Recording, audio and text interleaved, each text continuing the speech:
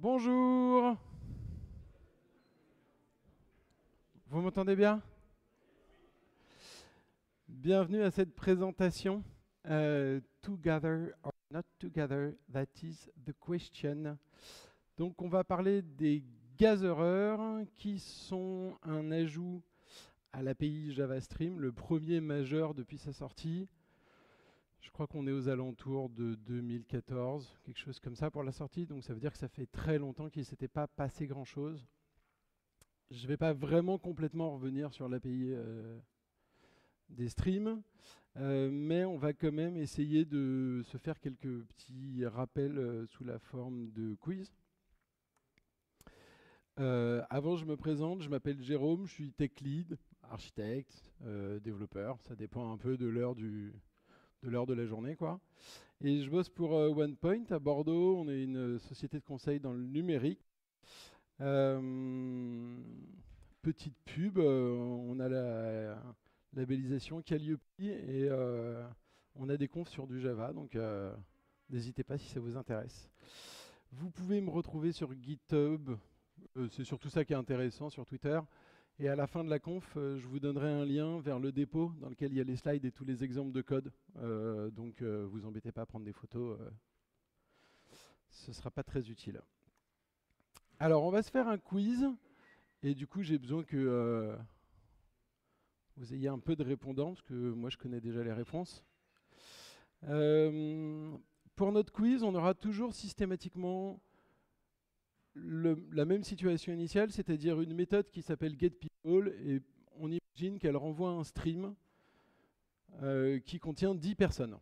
Okay, et systématiquement, on va se poser des questions sur ce qui se passe après. D'accord ? Donc là, on a le stream avec 10 personnes. Ensuite, j'applique la méthode map. Et puis, je transforme ma personne en chaîne de caractères. Et puis, je récupère une liste. Du coup, la question que je vous pose, c'est la ligne 4. Combien de fois est-elle exécutée? La première possibilité, 10 fois.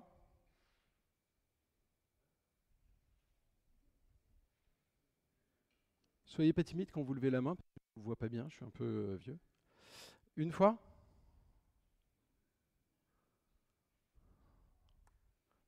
Non, Jérôme, elle n'est pas exécutée, la ligne 10. La ligne 4, pardon. Ouais, moi, je m'auto-spoil. It depends. Est-ce qu'il y a des personnes qui ont levé plusieurs fois la main? Tu as peut-être raison. Et la bonne réponse était « ça dépend ». La question est mal posée. En fait, la question c'est est-ce que la méthode map est invoquée une fois, 10 fois, ainsi de suite? Est-ce que la fonction qui est passée en paramètre de la méthode map est invoquée? Et donc la méthode map, elle est bien appelée une seule fois. Par contre, la fonction, elle est bien invoquée 10 fois. Okay, donc il faut systématiquement différencier de quoi on parle sur ce genre de choses et bien se rendre compte que en fait, ce n'est pas la méthode map qu'on appelle plein de fois, quoi. Okay, à partir de maintenant, on arrête avec les it depends et systématiquement, on va s'intéresser à ce qui est passé en paramètres. Donc, deuxième petit exemple de code, getPeople, map, et puis encore une fois, je transforme ma personne en chaîne de caractères.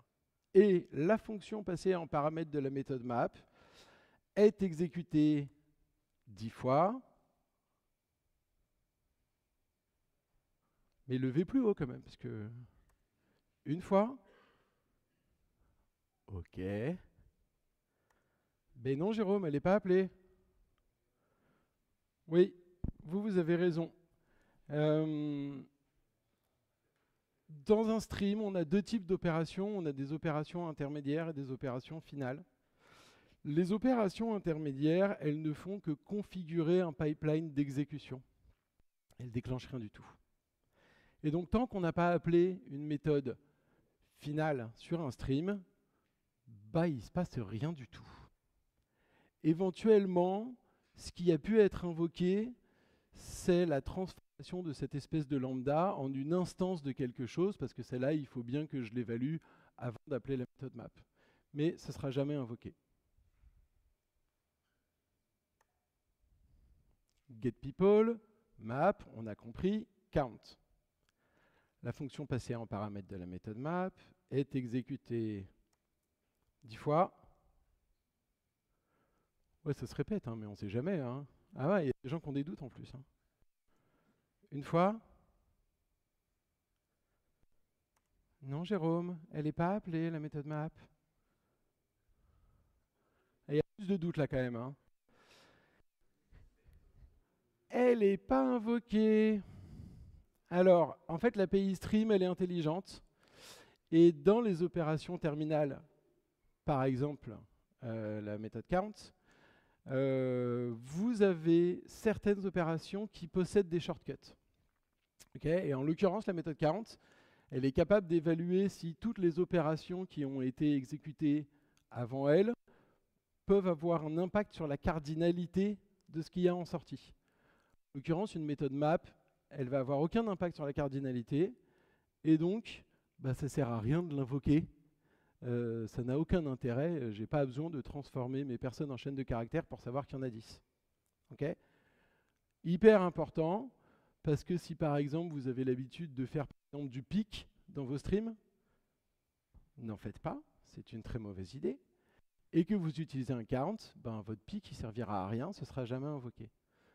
Donc, allez regarder, les sources, on les a, hein, allez les regarder systématiquement, il est indiqué si les méthodes ont des shortcuts ou pas. Okay, on a quand même à penser naturellement qu'on fait systématiquement absolument tout et qu'après seulement on s'occupe de l'opération finale. Bah en fait non, c'est plus fin que ça. On se les refait toutes petit à petit, histoire qu'on soit bien tous au courant.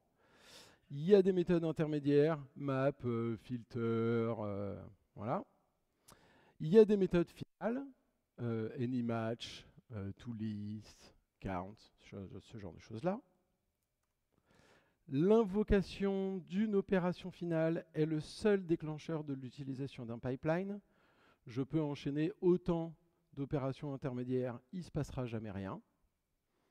Et dès que j'appelle une opération finale, je consomme mon stream, ça déclenche tout, et puis c'est fini, le stream il est consommé, je ne peux plus rien en faire. Évidemment, un peu de tautologie, je ne peux pas avoir deux méthodes finales qui s'enchaînent. Certaines opérations finales sont des courts-circuits, ou en tout cas possèdent des courts-circuits. Il y a un nombre infini d'opérations finales. Autant pour les méthodes les opérations intermédiaires, on est bloqué, autant pour les opérations finales. On peut en générer autant qu'on veut via les collecteurs. Okay, évidemment, l'API Gatherer, elle est là pour quoi? Elle est là pour rattraper cette injustice fondamentale et nous laisser la capacité de faire toutes les opérations intermédiaires qu'on veut. Alors, on va se les comparer pour regarder un petit peu à quoi ça ressemble. Avant, on avait les collectors. Okay, on a maintenant des gatherers. On avait une classe qui possédait plein d'implémentations qu'on pouvait récupérer avec des méthodes statiques, typiquement collectors.groupingby, .mappingby, .toList. Voilà, vous devez les connaître. Et on a la même chose pour les gatherers. Il y en a un certain nombre qui sont déjà implémentés. Ici, je vous ai montré le window fixed. Donc elle, typiquement, elle va accumuler des éléments et elle va les relâcher par liste. Donc, donne-moi des sous-listes, entre guillemets, de 5 éléments, 10 éléments, ce genre de choses. Et on invoquait les collecteurs en faisant un stream.collect de mon instance de collector. Et on va maintenant pouvoir faire des stream.gather de mon instance de gatherer. À quoi ça ressemble? Alors, je vous le dis direct, pour les pointilleux, ce n'est pas le vrai code. Okay, ça ne passe pas sur un slide et il y a beaucoup trop de méthodes qui généreraient du bruit, mais en vrai, c'est vraiment très correct. Alors d'abord, ça fait quand même une utilisation relativement intensive des génériques. Vous en avez 3. Le premier, le petit t, c'est ce qui va rentrer dans votre gatherer. Le deuxième, le a, c'est l'état, on va y revenir après. Et le troisième, le r, c'est ce qui va sortir du gatherer. OK? Important, souvenez-vous de cette série, quoi. Alors, la première méthode qu'on va regarder et qui serait exécutée, c'est la méthode initializer. Je vous ai montré qu'il y avait une implémentation par default. Je ne vous la montre pas. Mais donc, on n'est pas obligé de s'en occuper. Et elle nous permet de renvoyer un supplier de A. Tout le monde est à l'aise avec supplier? Ouais, bon. Au cas où vous osiez pas, je comprends, c'est normal. Ça permet, un supplier, c'est un truc qui renvoie quelque chose. Ça prend rien en paramètres et ça renvoie quelque chose. Okay. La deuxième méthode que je vais avoir sur la classe gatherer, c'est l'intégrateur qui renvoie une instance d'intégrateur avec l'état, le type en entrée, le type en sortie. Alors vous avez remarqué qu'on pourrait penser qu'un gatherer, la signature de l'intégrateur, c'est déjà le truc qui prend ce qu'il faut en paramètres. En fait, systématiquement, vous, ce que vous allez faire, c'est que vous allez renvoyer des choses qui, plus tard, généreront des instances si jamais elles sont invoquées. Il y a des shortcuts, potentiellement, j'ai même pas besoin d'invoquer ces méthodes-là, en fait. Un combiner qui est un binary opérateur de A. Rappel, un binary opérateur, c'est comme une bifonction. Rappel, une bifonction, c'est une fonction qui prend 2 éléments en entrée et qui renvoie un élément en sortie. Un combineur d'états, il prend en entrée un état A et un état B, mais qui sont tous les deux du type A. Désolé, c'était pas très bien choisi. Et qui renvoie l'état résultant, qui est toujours de type A. Et puis finalement, vous avez le finisher, qui lui prend en paramètre l'état et le downstream. Et évidemment, on va voir ce que c'est que ce downstream juste après. OK ?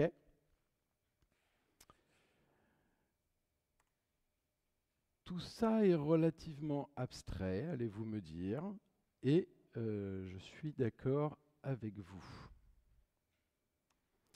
Du coup, on va partir en live coding. Je sais, c'est beaucoup trop petit. Est-ce que c'est bon, même pour les gens du fond?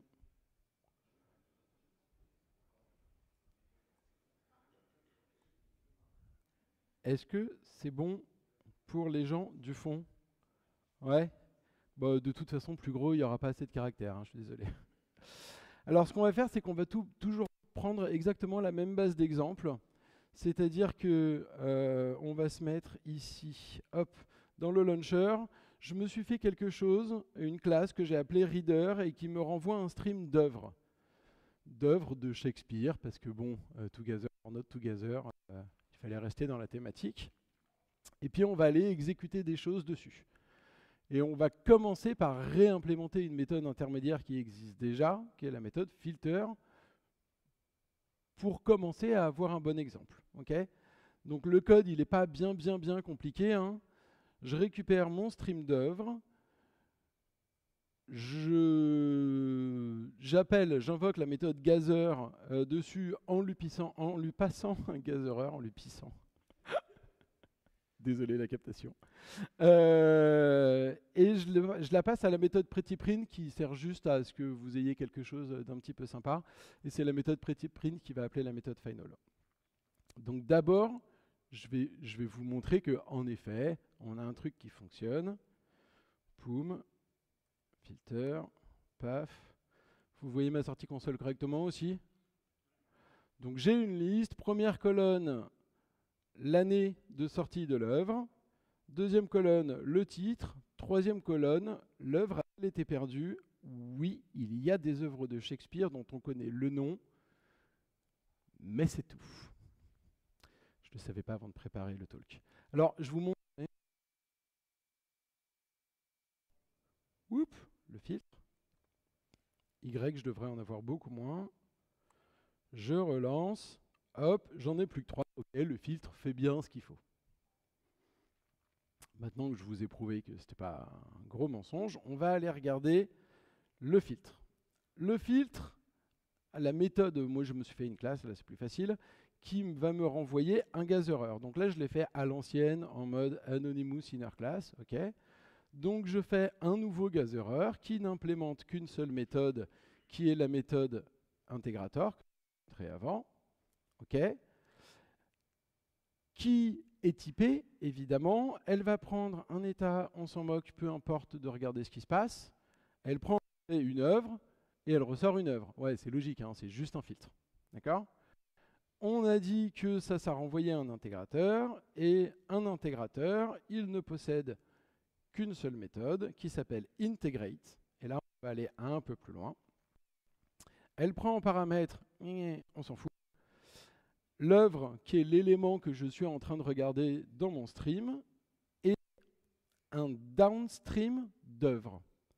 Alors d'une certaine façon, un downstream, c'est ce qui va se passer après moi dans le stream. Si je fais un point filter, point map, point machin, point bidule, et qu'avant j'ai mis mon gathereur, le downstream c'est le point filter, point map, point machin, point bidule. Okay, donc c'est ce qui va venir après moi. Et ce petit booléen là, il a du sens. Quand je vais être appelé, ce petit booléen, ce type de retour me permet de dire est-ce que je veux plus? Ok, tu m'as filé un élément, mais est-ce que ça vaut le coup que tu m'en files un autre après? Ou est-ce qu'on s'arrête là? Okay, ce qui permettrait d'interrompre le stream. L'implémentation en elle-même, elle n'est pas tellement difficile. J'invoque le filter qui est ici. Hein. Le filter, je vous le remonte, c'est juste un prédicat. J'invoque mon prédicat sur l'objet que je suis en train d'observer. Si je passe la condition, eh ben, je l'envoie à mon downstream. Downstream.push renvoie un booléen qui permet d'indiquer si le downstream veut plus d'éléments ou non. Okay.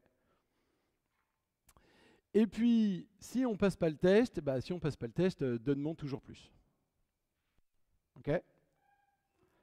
Alors, ça c'était la version un peu longue, mais un peu verbeuse. Et évidemment, on va essayer de faire un peu mieux que ça. Alors, la première chose qu'on remarque, c'est que mon intégrateur ici, là, c'est l'implémentation d'une interface qui ne possède qu'une seule méthode. Et ça, vous l'avez reconnu, c'est ce qu'on peut écrire sous forme de lambda en Java. Ok ? Donc, on va faire cette transformation. Je le mets en dessous. Je return. Alors, j'ai un genre de shortcut. On a une petite factory gatherer.integrator.off. Alors, quand je code, souvent, je fais plein de pains. Et donc, du coup, si vous pouvez me les dire, ça m'arrange. Et j'avais oublié le R. Gatherer d'off, une lambda. Okay, je vais avoir quoi dans ma lambda? Je vais avoir la même signature que celle que j'avais ici. Paf. Sauf que comme c'est une lambda, je vire tous les types. Paf. Non, il n'y a pas une parenthèse en trop. Mais j'apprécie. J'apprécie.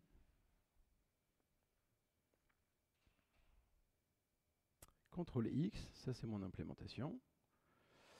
Voilà. Je return, normalement on est bon. Ça, je vire. Et est-ce qu'on est toujours bon? Non, on n'est plus bon. Comme j'ai return ce truc-là, j'ai mon public. Si je pense qu'on est bon, je reteste quand même. Ouais, ok, on est toujours bon. Donc déjà, on a raccourci un petit peu. Et on se rend compte que, oh, incroyable, mon gathereur, c'est l'implémentation d'une classe à une seule méthode. Rebelote. Gatherer.off, qui a pas mal de signatures. Et la première qui nous intéresse, c'est celle qui prend en paramètre un intégrateur. Je vire tout ça. Et c'est là que normalement, Ça va couiner sur les parenthèses, les machins et les bidules. Alors, gatherer.off, je m'arrête ici. Là, j'ai fini ma méthode. J'ai fini ma classe. Et je vire le reste. Et roulement de tambour. Oui. Voilà.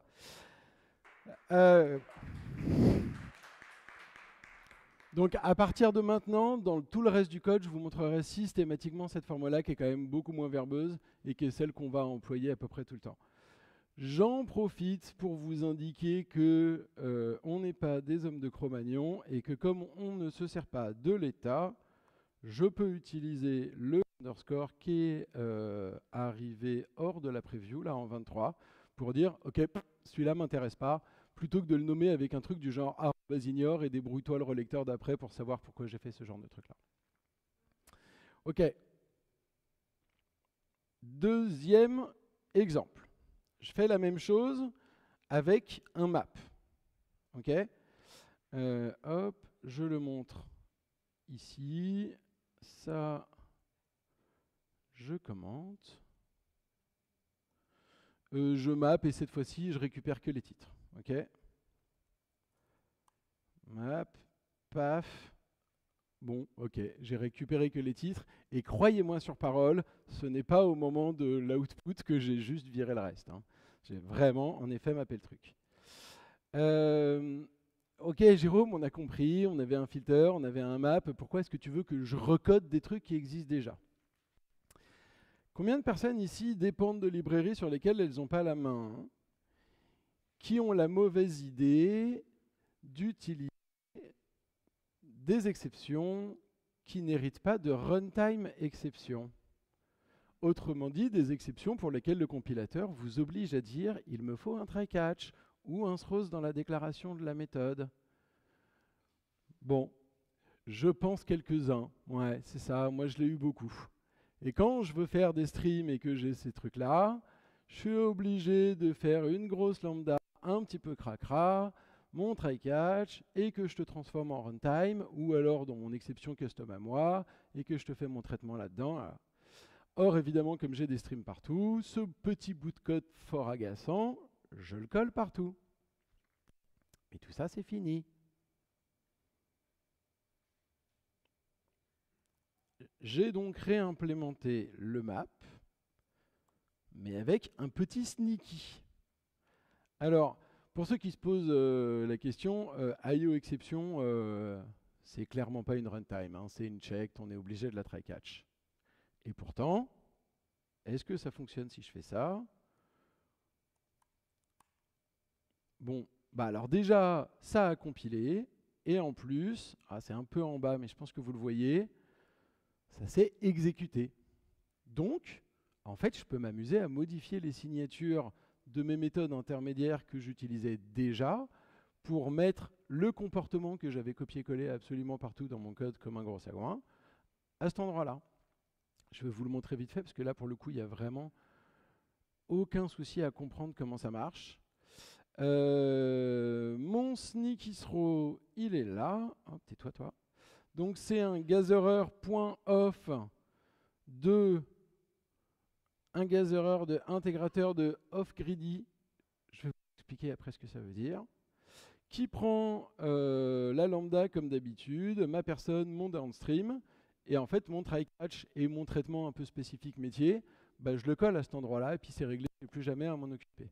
Okay, et en vrai, ce qu'elle prend en paramètre, cette méthode-là, c'est une throwing function, qui est juste en dessous, une throwing function. Bon, bah, on l'a deviné, hein, c'est exactement comme une fonction, mais sauf que cette fois, elle a le droit de throws exception. Ok.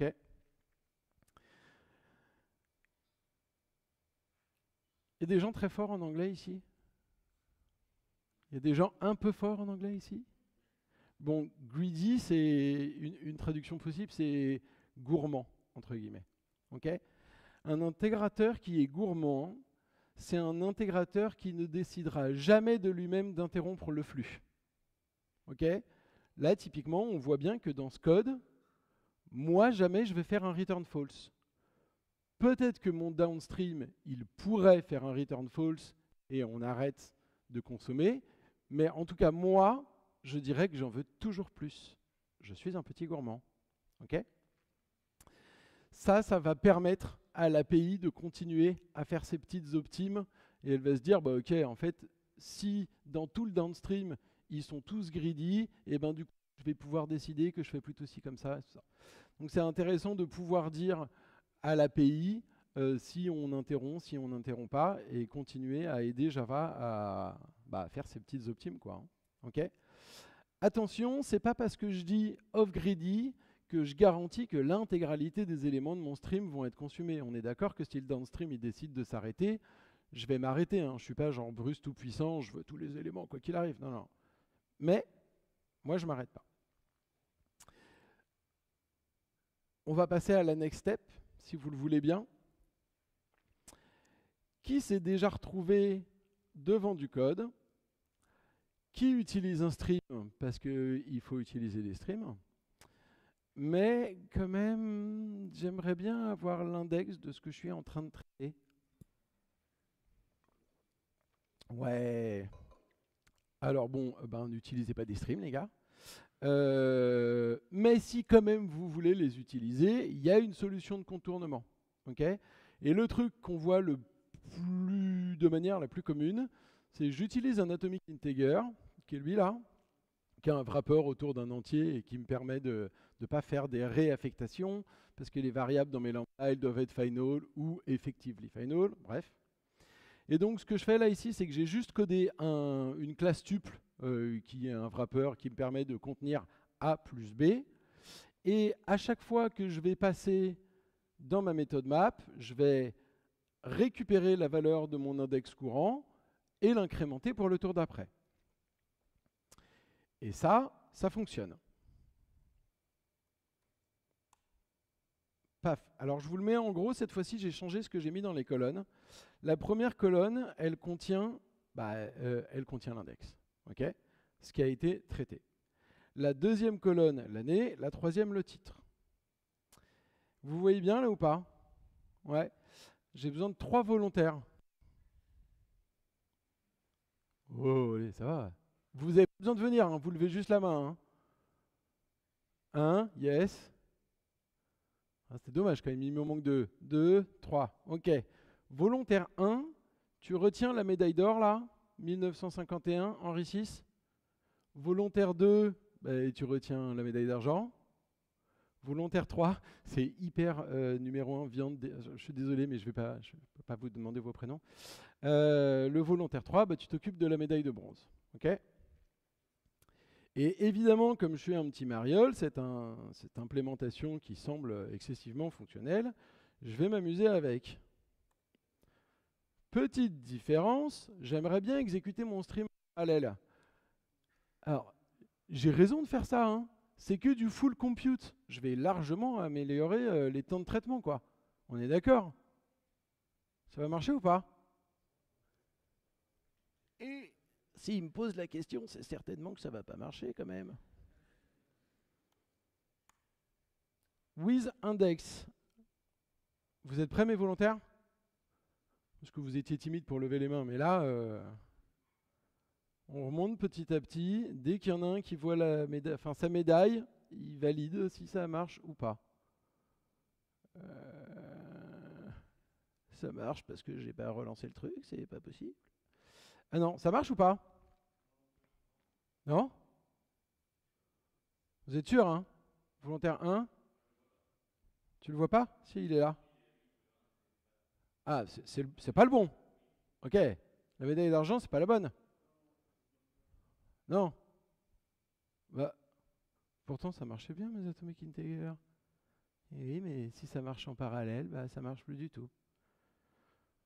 Évidemment, je ne vais pas vous laisser comme ça. Je l'ai réimplémenté, mais j'ai fait un gaz-erreur qui s'appelle withIndex. Je le relance, mes volontaires, merci de me valider que mon implémentation est valide. Mais il faut valider fort. Le volontaire de la médaille d'argent, je suis sûr que personne n'entend ces validations. Alors, on remonte. Est-ce qu'on est bon? Ouais.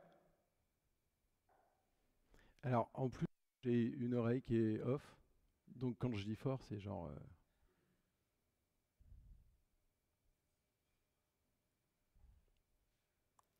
Et si je fais ça? Ça marche ou ça marche pas? Alors là, cette fois-ci, normalement, s'il me demande, c'est que ça devrait marcher quand même, hein. On le tente. Alors, c'est parti. Bon, d'abord, est-ce qu'on est d'accord que ça s'est bien exécuté en parallèle et que c'est un peu le bazar dans les années, tout ça, tout ça? Ok. Médaille de bronze, on est bon ou pas? Ouais.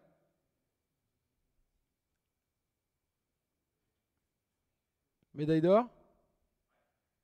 Médaille d'argent?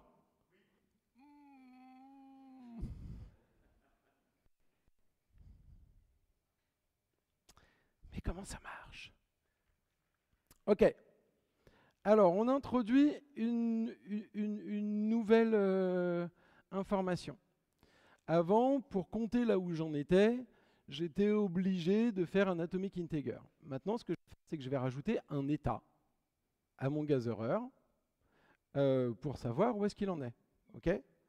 Donc, je rappelle que pour donner un état, il fallait implémenter la méthode supplier. Ici, on va faire un gazereur off, et voilà mon supplier d'état. Et c'est quoi un counting? On n'a toujours pas résolu les problèmes de nommage dans l'informatique, désolé. C'est un wrapper autour d'un index. Et qu'est-ce que je fais? Je fais du off-greedy. Cette fois-ci, l'état, je vais m'en servir. Parce qu'en fait, à chaque fois que je vais pousser à mon downstream, je vais lui envoyer le tuple avec la valeur de mon état. Et après, je l'incrémente. Oui, mais c'est un peu ce qu'on faisait avant, Jérôme. Oui, mais c'est un gazereur off sequential.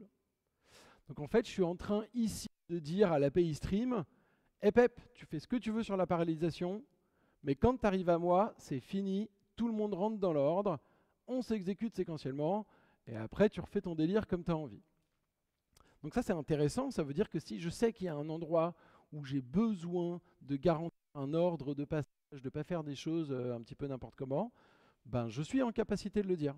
Quand je fais du filtre, je m'en fous, je n'ai pas d'état, filtre en parallèle si tu veux mon ami. Quand je veux avoir des index, là par contre, j'ai intérêt à faire une exécution séquentielle. Vous me suivez encore ou pas?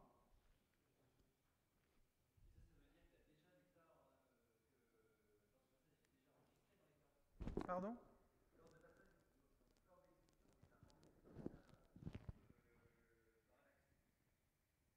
Avant que je commence le quoi? Eh ben non, avant ça peut s'exécuter en parallèle si tu veux bien. Quand tu arrives à mon gazereur, c'est fini, tu remets tout en séquentiel, tu m'exécutes moi, et puis après on verra ce qui se passe. Comment ça se passe? C'est la machinerie de Java, hein, c'est pas moi qui m'en occupe, hein. Moi je code des gazereurs, je code pas Java. Ok, je vous montre un nouvel exemple que j'aime bien moi, et c'est un cas que j'ai relativement souvent. J'ai un stream qui est ordonné, je ne vous l'ai pas montré, mais mon read là, il est ordonné par la date. Et puis je voudrais traiter mes éléments, et en fait j'aimerais avoir des points de rupture, et dire, tu prends mon stream, tu m'accumules tous ces éléments tant que cette condition est vraie, quand tu es content d'en être arrivé là, tu me lâches tous les éléments d'un coup, et puis tu te remets à accumuler, et puis tu me les relâches tous, et ainsi de suite. Ok?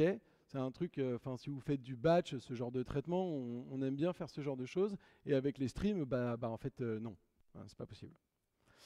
Et donc ici, ce que j'ai décidé, moi, c'est à partir de ce que tu as en paramètre dans ta liste, tu vas me faire des sous-listes classées par année. Je crois que ça s'appelle série. Ouais. Je suis pas designer non plus. Et donc là, vous voyez, j'ai bien des gros séparateurs à chaque fois que je change d'année. Et après, j'ai des petits sous-groupes comme ça. Okay. Ce qui est intéressant aussi là, c'est que en fait, les gazereurs, ils peuvent faire quelque chose qui n'était pas possible jusqu'à présent avec les opérations intermédiaires. C'est qu'ils peuvent dire, moi, je reçois un élément, je fais rien, deux éléments, je fais rien, trois éléments, hop, je refile à mon suivant. Donc, je peux commencer à faire des trucs un peu sympas sur les cardinalités de mes opérations. Et on va regarder l'implémentation. Alors, je fais du séquentiel parce que combiner des listes, j'avais pas envie. Voilà. Et mon état, qu'est-ce que c'est? C'est pas bien compliqué, hein. C'est l'année par laquelle je vais faire mon regroupement et une liste d'œuvres. Bah ouais, il faut bien que j'accumule les œuvres dans quelque chose, hein, okay, dans une liste. Donc j'ai un supplier qui me fait un new state, ça on l'a déjà vu. Je fais du greedy parce que j'en veux toujours plus. L'implémentation que j'ai commentée, elle dit soit l'année, c'est la première fois qu'on invoque ma méthode intégrateur, soit l'année en cours dans l'état est la même que celle de l'année de parution de l'œuvre, auquel cas ce que je fais, c'est que j'accumule. En fait, je suis juste en train de rester dans mon groupe, donc mets-le dans mon accumulateur, et puis par acquis de conscience, merci de réassigner l'année avec l'année de l'œuvre en cours, et puis donne-moi en plus, j'en veux toujours plus. Sinon, première chose à faire, pousser les œuvres qui sont dans l'état au downstream. Ça y est, j'ai fini d'accumuler. Je me prépare à recommencer à accumuler sur une nouvelle année. OK? Donc je modifie mon état, new ArrayList, j'ajoute les œuvres, et puis je commence à accumuler.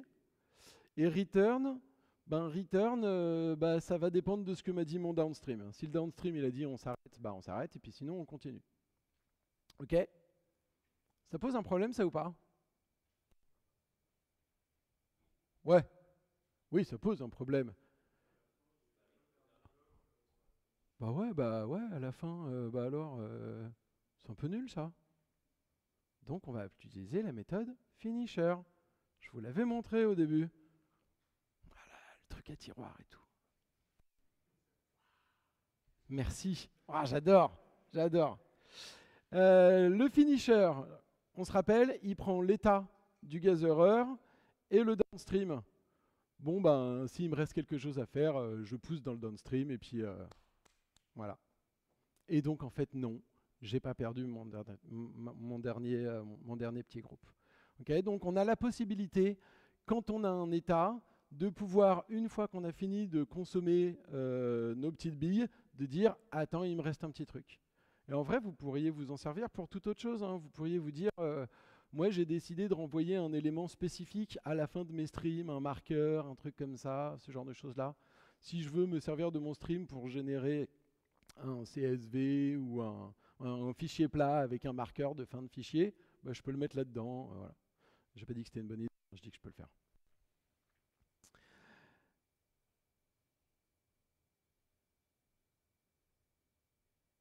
Take until, celui-là il est plus simple, mais je l'aime bien. Dans les opérations intermédiaires, jusqu'à présent, on pouvait dire prends-moi, je pense que c'était genre j'ai plus le nom de l'opération intermédiaire, mais c'est genre je veux les 10 premiers et après tu t'arrêtes. C'est pas mal, je veux les 10 premiers et après tu t'arrêtes, mais moi ce qui m'intéresse, c'est de dire mange-moi toutes les œuvres de mon stream jusqu'à ce que tu aies rencontré cette condition-là et après arrête-toi. Je veux pas que ce soit un filter dans le sens où un filter il continue à en accumuler. Je veux pas que ce soit que les 10 premiers parce que je connais pas le nombre. Je veux atteindre une condition particulière. Take until, ça commence par un T. Paf, take until, ça commence par un T. Alors, on s'est arrêté à Titus Andronicus. Ah, vous avez le gros logo de OnePoint. C'est pas fait exprès, promis, devant. Mais avant, on voit bien que, en effet, il n'y a pas ce qu'il faut là. D'accord? Alors, vous allez me dire, ici, il y a un T. Non, c'est un T minuscule, les gars, ok? Celui-là, il est hyper facile à comprendre, hein.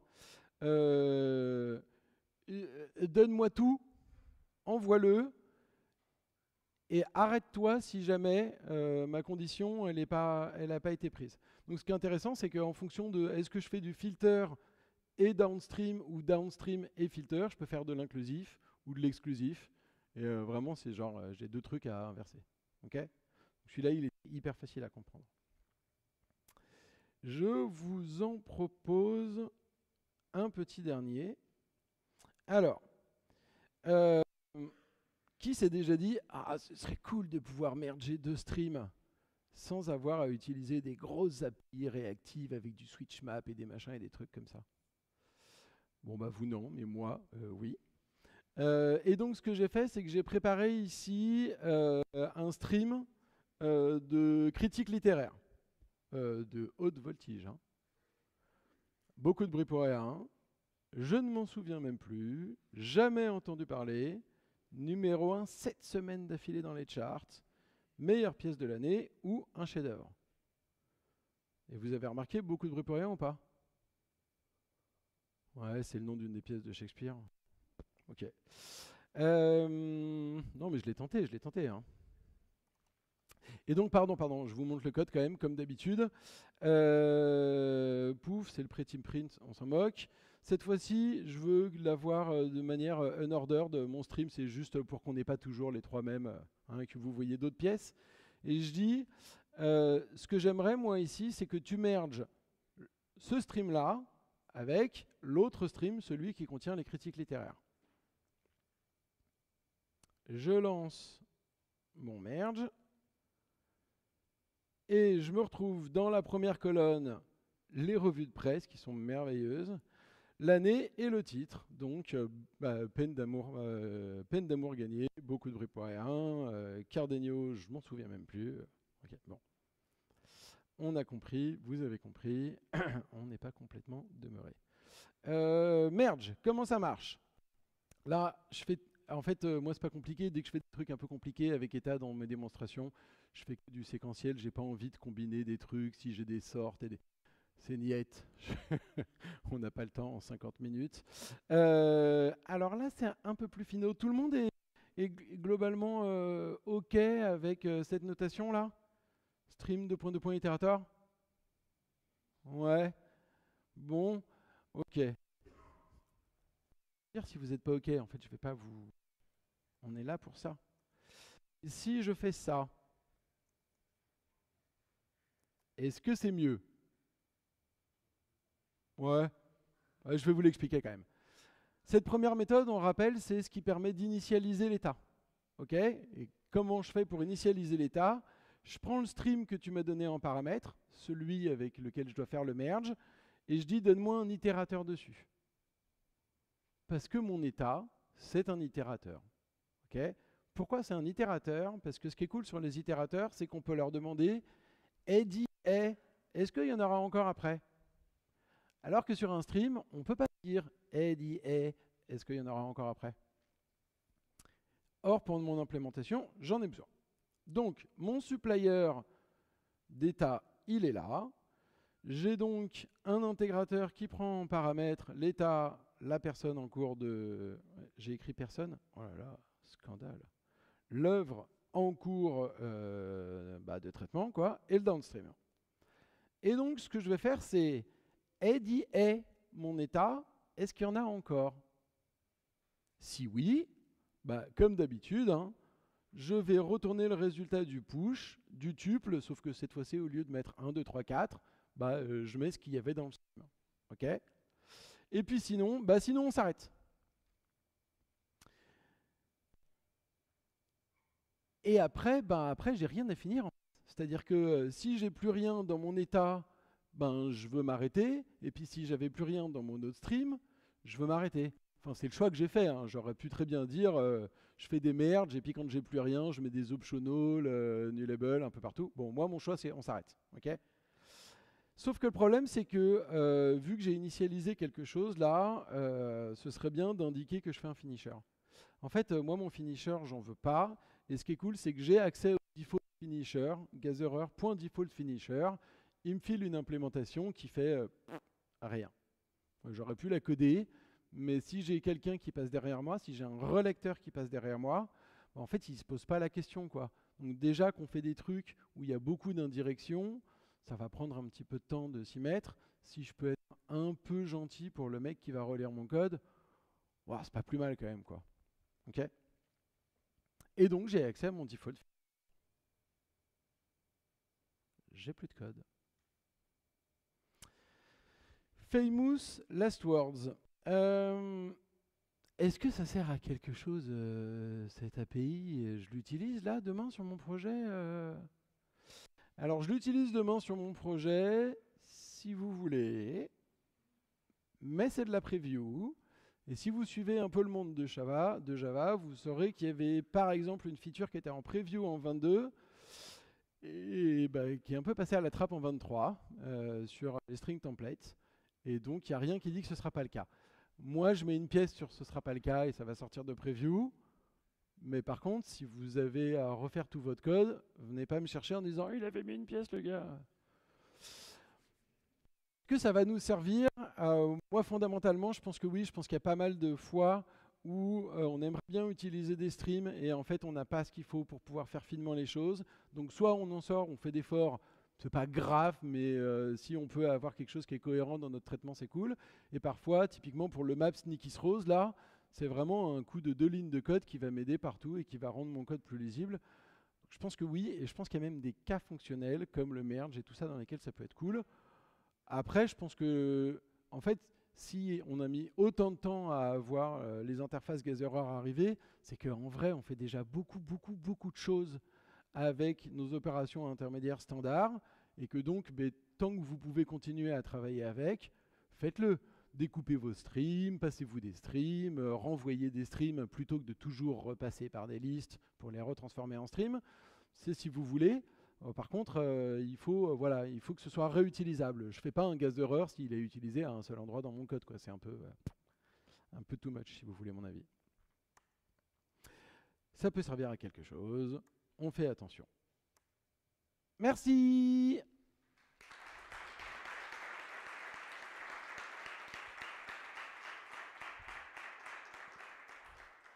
Si c'est à ma droite, c'est à votre gauche. Le dépôt GitHub, vous trouverez les slides, mais les slides, sauf si vous voulez faire le quiz avec votre équipe. Mais surtout, en fait, vous trouverez tout le code avec les custom gatherers et tout ce qui va bien. Et le feedback, parce que c'est cool du feedback. Voilà. Je ne sais pas si on a le temps pour des questions. 3 minutes, normalement. Ouais. Et je ne sais pas s'il y a des questions. Et s'il y a des questions, vous l'aurez compris, fort. Ouais. Et je répéterai les questions hyper fort.